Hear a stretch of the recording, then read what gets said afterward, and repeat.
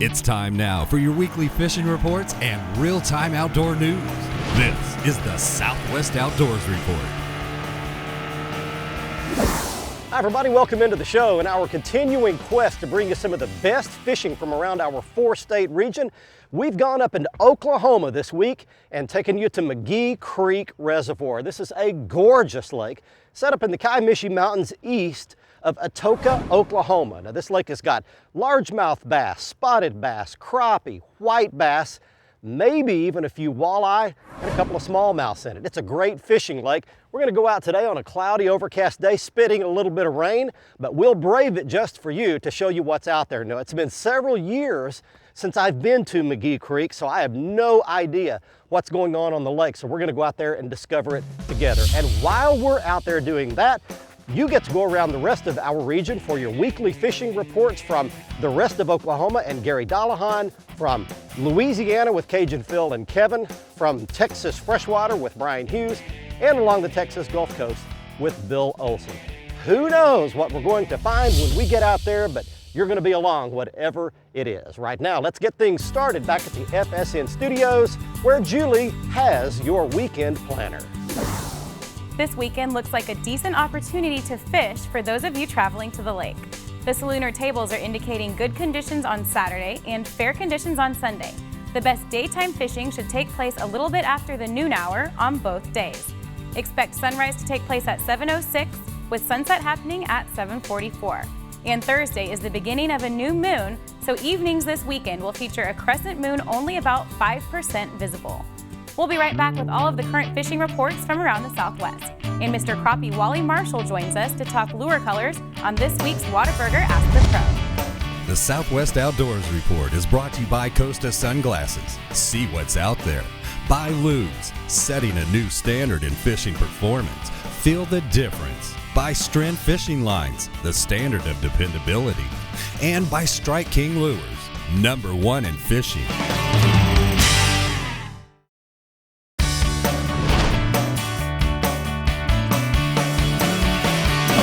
Welcome back everybody. We're on McGee Creek Lake today and I've hooked a white bass and I want to tell you what's going on out here. That one hit a topwater and it's a good sized one too. Nice, fat, dark colored white bass.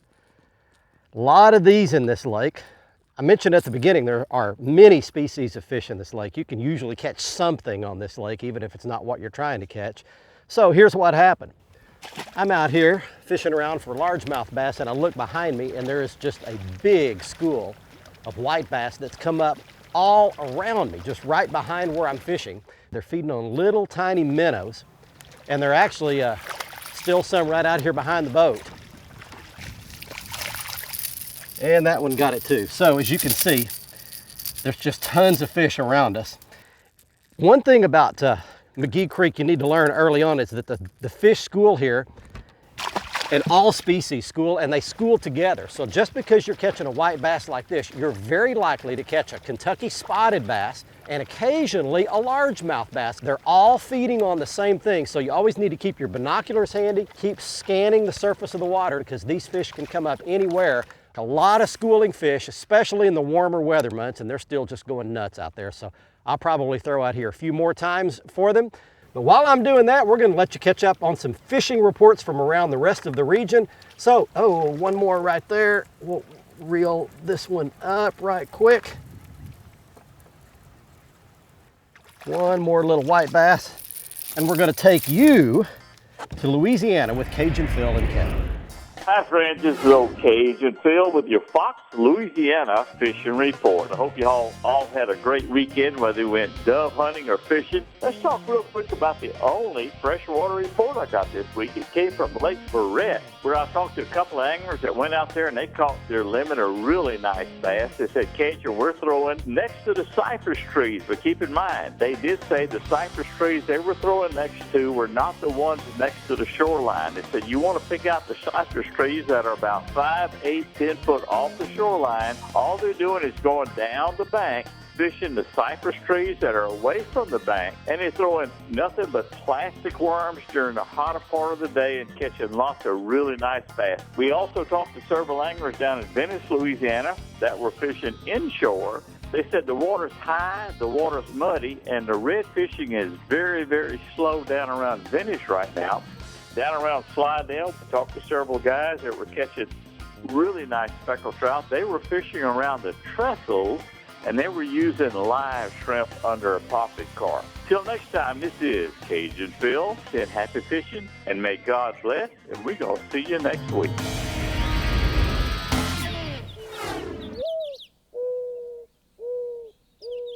I have been hunting all of my life. It's just been sort of a family tradition. I love it, and I've taught my son that, and now I'm getting my grandson into it. Every September, James Allen and his family head for the fields to try their luck at a few doves. God dog, missed it. We actually had some good rains this summer in correct locations, especially South Texas and the Panhandle regions, which had been in drought for the last few years. And we actually saw numerous birds that have successful nests, and we think it's going to be a good dove hunting this year. So good that the department is expanding the white-winged dove zone. We're going to see an expansion of the special white-winged dove area this year. That area is going to increase eastward, so it's almost going to double the size of the area. It makes hunters happy. What I expect this next year is probably to be somewhere between exceptional and average. Although numbers are up for both species, biologists are still banding birds. The information is very crucial. We can estimate lots of different parameters when it comes to the population. We get harvest rates, survival, migration routes. We get a lot of information that's very important to the biologists when we look at the overall population. The mourning dove is an important species economically, generating as much as $300 million a year and creating over 3,100 jobs in Texas. That's one reason why it's important for hunters to report the number on the banded doves back to the U.S. Bird Banding Laboratory. The band has a toll-free number, 1-800-327-BAND. I am actually going to hunt on some of our leased lands that the department does, and so that's what my goal is for September 1st and 2nd this year. For Texas Parks and Wildlife, this is Lydia Saldana. Our Great Gear giveaway for September is underway now, and you could win one of 2 Mercury gear packs that include a duffel, hoodie, and tournament shirt, or a Lose jersey autographed by me, or a Southwest Outdoors Report limited edition t-shirt. Enter right now either on our Facebook page or on the front page of our website. And if you share it with your friends, you'll get 2 more free entries for every one of your Facebook friends who enters.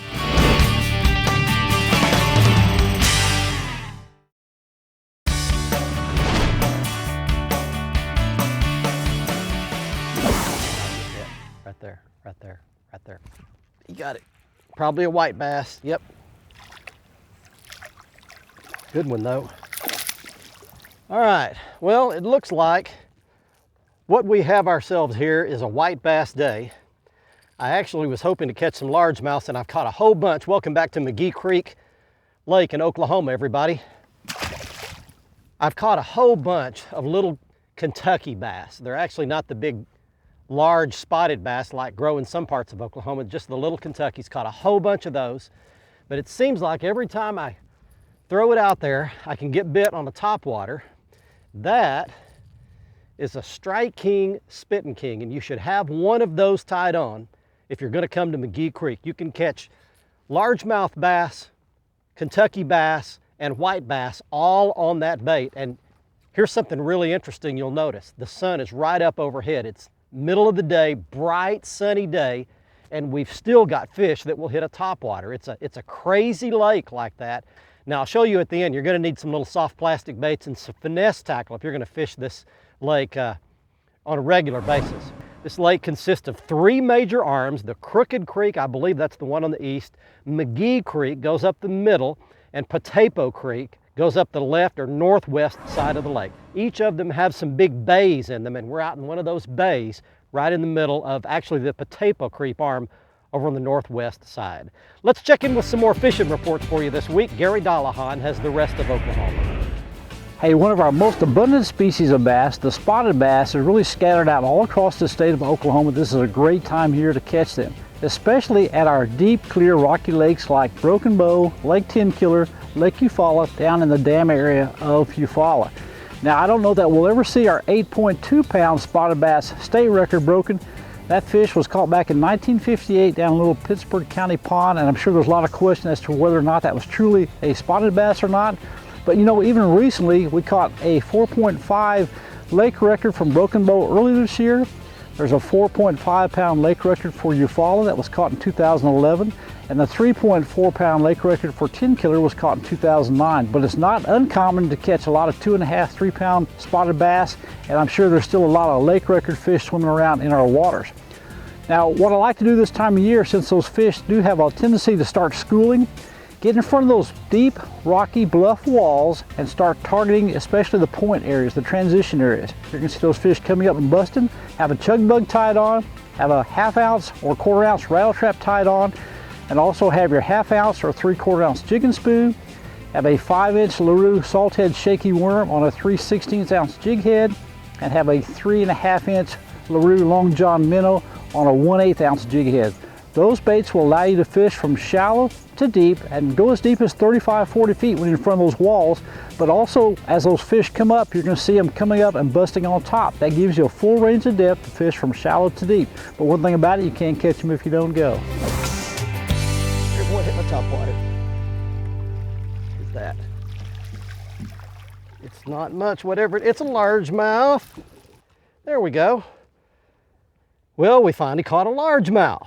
We've caught Kentucky bass, we've caught white bass, and now there's your little largemouth right there, little McGee Creek special. Well, a lot of persistence and a lot of topwater chunking. This is an amazing place, how they'll hit that topwater chugger bait even with the bright sunlight out.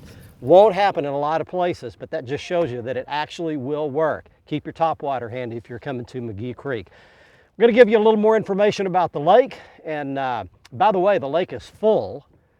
This lake was down quite a bit, but they've had a lot of rain in all this part of Oklahoma, and most all the lakes on the eastern half of the state are now full. Great news for people who live in and love to fish in the state of Oklahoma. Stay with us. Coming back for more from McGee Creek. The Southwest Outdoors Report is brought to you by Exide AGM Marine Batteries. Starts like new, stays like new longer. By Gene LaRue and Bobby Garland Lures. With our baits, a good day of fishing is in the bag. By MotorGuide Trolling Motors, engineered for anglers. By Whataburger, just like you like it. And by Nitro Performance Bass Boats, pure performance.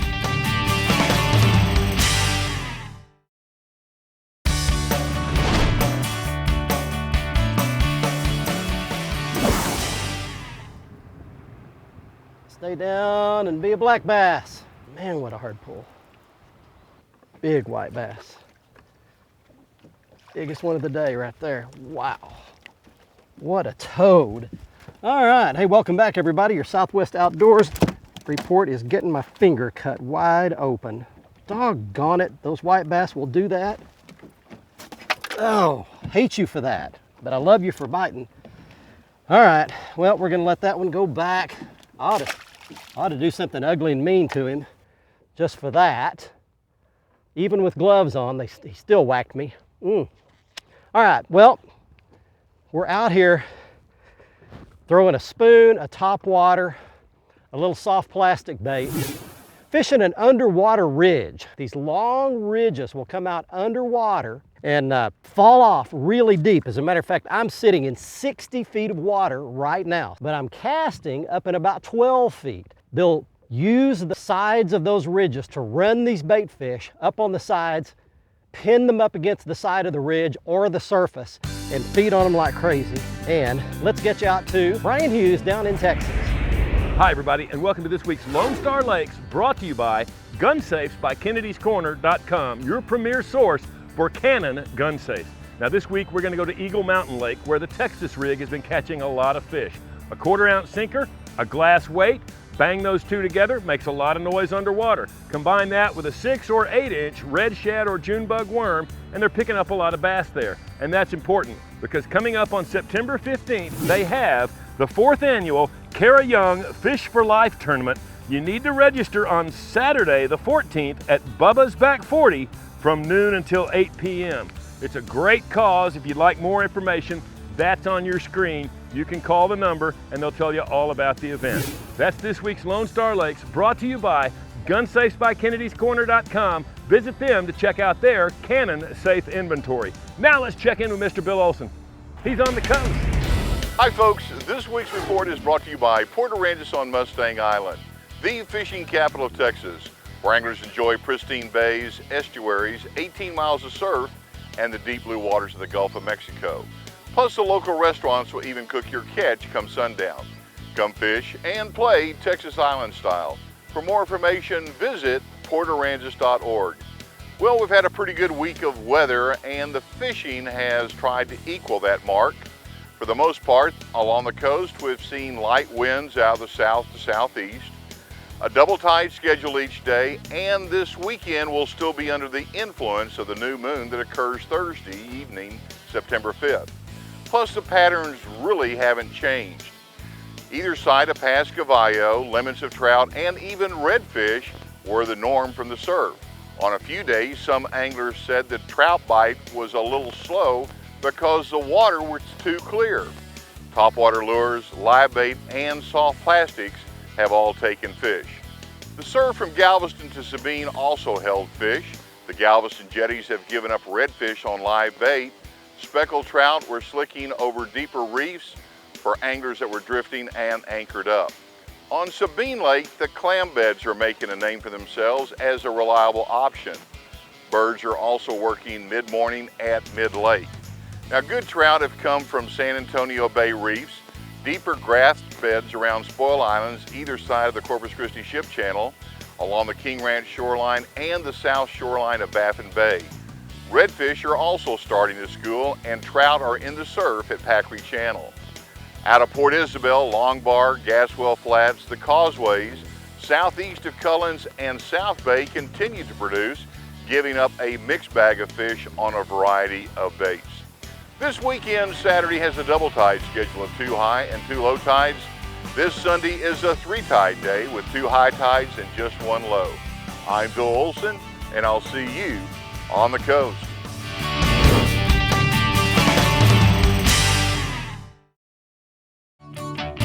The Southwest Outdoors Report is brought to you by Mercury, the official outboard of the Southwest Outdoors Report for 11 years running, by Academy, right stuff, low price, every day, and by Tracker Boats, fish the finest. Welcome back, everyone. It's time for the Whataburger Ask the Pro, your chance for advice from professional anglers. This week's question is from Chuck in Texas, who asks, what is the best color of crappie jig? For the answer, let's go straight to Mr. Crappie, Wally Marshall. Well, I'll tell you what, over the years, people are saying, oh, if it ain't chartreuse, you can't catch a fish, or if it's black and chartreuse, you can't, that's the only color I'll use. Well, I'll tell you what, I'll give you 3 major colors that I like to use. My favorite color is blue and white. I like lime and chartreuse, and also white and chartreuse. I can take those 3 baits and catch every crappie in the state of Texas. Thank you, Wally. If you have a question for one of the pros, visit our website at southwestoutdoorsreport.com, follow the Ask the Pro link, and let us know. Now here's Barry with our winner of the Costa Catch of the Week. Got it. This feels like a bass. Come up here and jump. It is a bass. Straight down. All right. Nothing big, but I tell you, we have caught a lot of fish today. It's just been a fish day. You just got to be happy with whatever size you get and whatever species you get. We got everything and we got all sizes. Didn't catch any big fish, but just a lot of action at McGee Creek all day long. Hey, it's time right now for the Costa Catch of the Week. Someone wins a pair of brand new Costa sunglasses. Congratulations this week to Heath Hipple of Magnolia, Texas, showing a 33-inch redfish caught in San Antonio Bay, Texas, and it was caught while wade fishing near Seadrift. Heath wins his choice of any pair of Costa sunglasses, and you can check out all those frame styles and lens styles by going to our website at southwestoutdoorsreport.com and clicking on the Costa logo right in the middle of the page. It's there at the Costa website that you can see all of the frame styles and lens styles that they have to offer, including the frame style that I'm wearing on this week's episode, double haul in the camo pattern. Also, if you'd like to enter the Costa Catch of the Week contest, just go to our website at southwestoutdoorsreport.com. Right-hand side of the front page is the Costa Catch of the Week area. Click in that box, follow the instructions, and you could be a winner in the upcoming weeks. Next up, it's the Academy Sports and Outdoors Right Stuff feature, the right gear if you're coming to McGee Creek Reservoir to catch bass or white bass like we caught on today's show. It begins with a bait cast rig. You need to have a medium action, 6.5 to 7 foot bait cast rig like my Lew's Tournament SL rod and my Lew's Speed Spool BB1 reel. That's the longest casting reel, and you need to make those long casts after some of these schooling fish. Now, we've laid out some of the baits that you need if you want to come and catch these fish. First of all, you do need a topwater bait, and as we showed you earlier, that's the Strike King Spittin' King. Next up, you need some kind of a jigging spoon, and I would recommend a small size, no longer than 1 inch to 1.5 inches. Then you need a little soft plastic bait. That is a lead head with a little Bobby Garland baby shad body. Next up on Stuff That Matters, I'd like to talk about the third most valuable commodity that you and I own. In weeks prior, we talked about the first and second, the first being our relationship with God, the second being our relationship with the people that matter in our lives. The third most valuable thing that you and I own is our time. In fact, it's the only thing that's limited for all of us. We each only have 24 hours in a day, and it's up to us to choose how we spend it.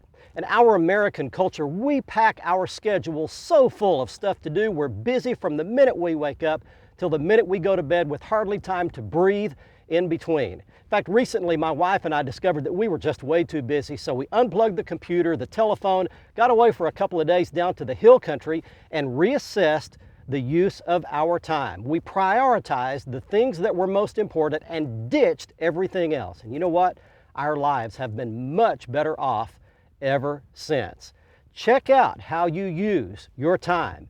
You are the only one who can do anything about your schedule and limit it to what will matter 100 years from now. Hey, I hope you enjoyed our trip to McGee Creek Lake in east central Oklahoma. We had a great day fishing today. The lake is full, it's clear, it's beautiful, and I think you would enjoy a trip here. Don't forget to join us on next week's show. We'll be on at 10:30 Thursday night and 8 o'clock Saturday morning. If that schedule changes for any reason, the information will always be up 24/7 on the front page of our website, where you can also get the latest episode of our show 24/7 right there in the little window on the left-hand side of the page. Above that is the Facebook logo. Click on that and get lots of news, information, videos, and photos that you won't see here on the television show. And below that, you can click on the YouTube logo and get all the archived episodes of our show and lots of how-to videos as well.